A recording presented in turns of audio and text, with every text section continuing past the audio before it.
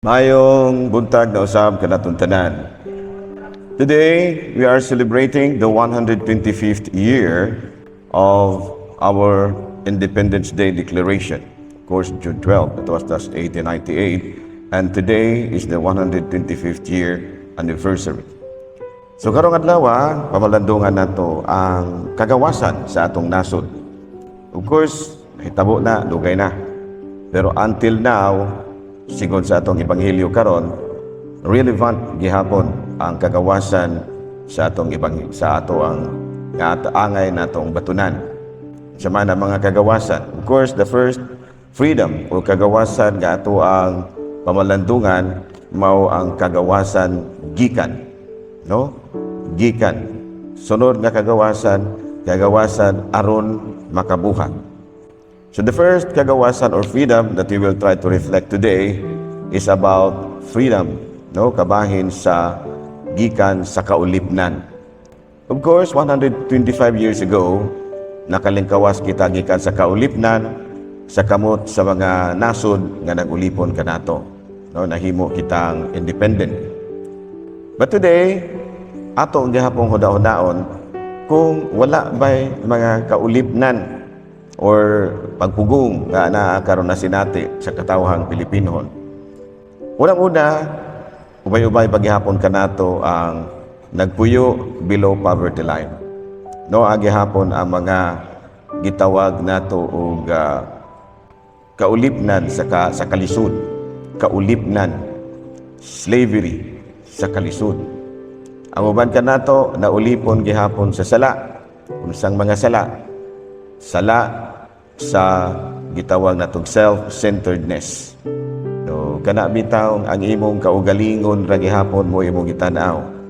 Of course, way ubay gyud ang mga tawo nga posible nga anaa niining hunahunaa.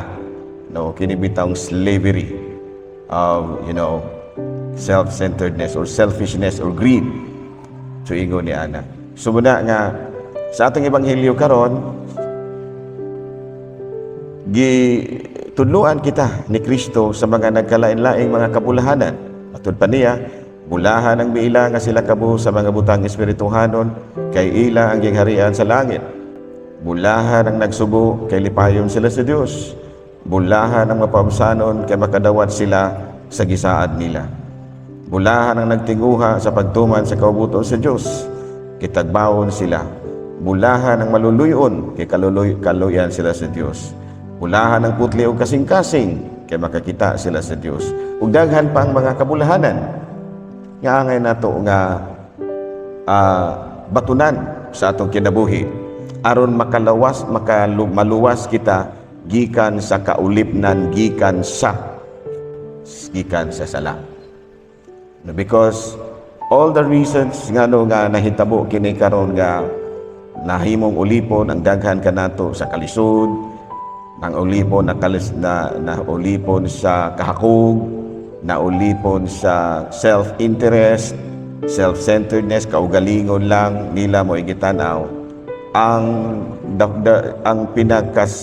pinakasentro gyud ngano nga naingon kita niini, no, mao ang sala.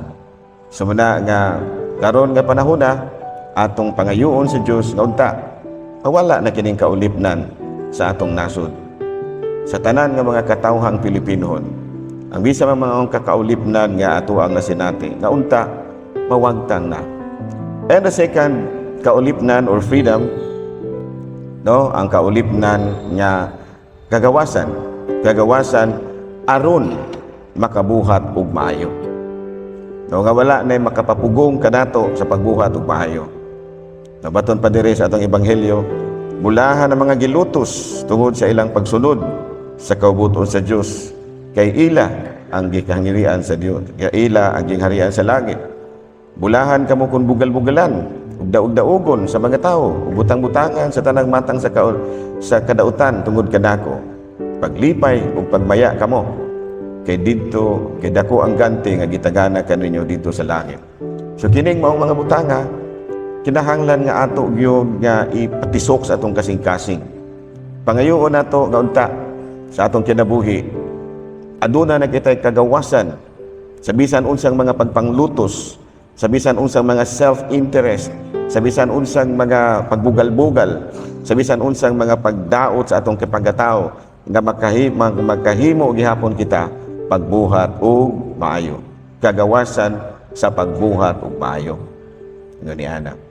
So muna nga as we celebrate the 125th year celebration of our Independence Day, we should try always to be reminded nga mamahimo lamang malambuon ang atong nasod kung kita nga mga Pilipinhon makalingkawas sa bisan unsang mga kaulipnan.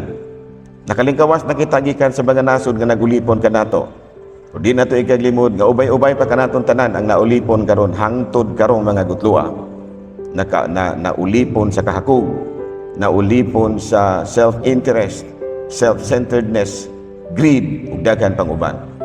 Usa sa atong ebanghelyo karon, gitudluan kita ni Kristo sa nagkalain-laing mga kabulahanan aron ang tanan nga mga kahakog nga atong nasinati nga angay na atong wagtangon mawala na aron makahimo na kita ng mga mayong butang, dili lamang sa atong kaugalingon kung dili alang sa uban, ilabi na gayud sa atong nasod Pilipinhon nagkasamtangan nagilaid sa tumang kawadon, nagilaid sa dakong utang kamaoy nakapakunhod sa atong ekonomiya, sa dakong utang nga wala motupa ang mga proyekto nga mo'y hinungdan sa pagpangutang, sa korupsyon ug uban pa nga mga panghitabo sa atong nasod.